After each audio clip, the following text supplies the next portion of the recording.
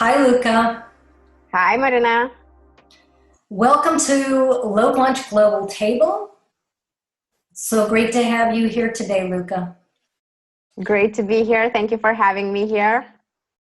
I want to introduce you, Luka Juadelete. Did I say that Yeah, right? yeah, very nice. Good, good. And thankfully, on LinkedIn now, you can put the pronunciation of your name. Is that right? Yeah, that's an excellent feature. I use that a lot.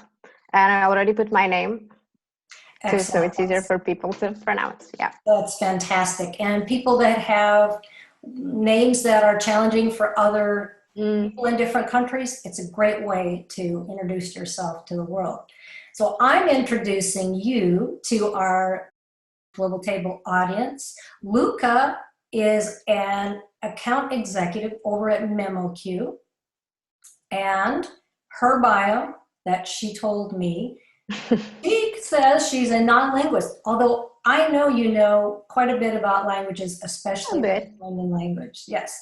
And I know you fell in love with localization That's and true. love cultures and learning about cultures, but also about talking about your own culture and the fascinating Lithuanian language and so much that most people don't know about. So tell us about this old history of the Lithuanian language. The Lithuanian language is very, very old. The first written documents found are from the 15th, 16th century, but it's said to be dated to 1,000 years BC.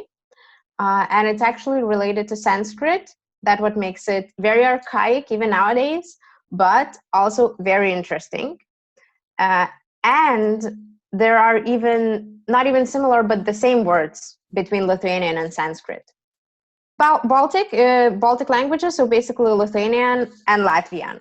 I think Latvian is a bit more modern than Lithuanian, at least that's what I read. I don't speak Latvian yet, but it's similar. So I guess they have the tie as well. So another thing that's interesting to me is the different words that occur in Lithuanian. What are some of your favorite words? So, for example, one of my favorite words and a word that I often struggle in when I talk in English is lauktuve, which comes from the word laukti, wait, and it means something that you bring back to your family and friends when you go visit other countries. So a present that you bring back to them, and it's associated to the waiting for you to come back. But there's no word that you have for that in English. So basically, you say present in English. Interesting. So it's an untranslatable word or Yeah. concept. It just doesn't exist in Exactly. English. Yeah, I love those words. What's another interesting favorite of yours? Another interesting favorite of mine is the word bičiulis or bičiulė, which means very close friends. And it comes from the word bees, bites in Lithuanian, and it has a backstory. So the backstory is that in the old days, the beekeepers, when their bees went to another person's, their neighbor's garden, for example, and set their new homes there, they had to share the produces of bees, so the honey and so on, and that made them bičiuliai, so friends tied by bees.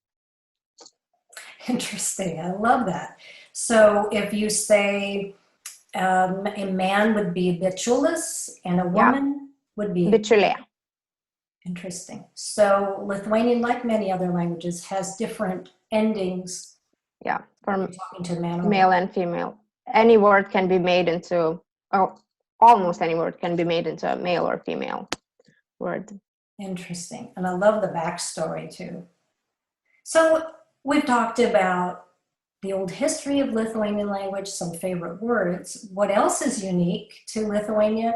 Wouldn't it be the food? Of course, the food. So I love the things when I go to Vilnius or any part in Lithuania, the heavy black bread. Yeah, juoda duona. Yes, and the fermented drink. That's gira, or also known as kvass in other Eastern European countries. Interesting. And what goes into this fermented drink? So that is made usually from bread, but it can also be made with raisins, I think, and other dried fruits. And it's a fermented drink, so it's kind of similar to kombucha, but it doesn't have the kombucha mushroom in it. Interesting. And of course, what we like to talk about, especially in today's episode, this wonderful cold beet soup. Шалты-борщей. All right, so thank you so much for talking about these interesting, unique things about Lithuania. And now we're going to go to the cafe. Luka, you're going to take us and you're going to show us some interesting areas in Old Town and then also some of this wonderful food. Yes. We're ready to go. Let's go. Let's go. See you at the cafe.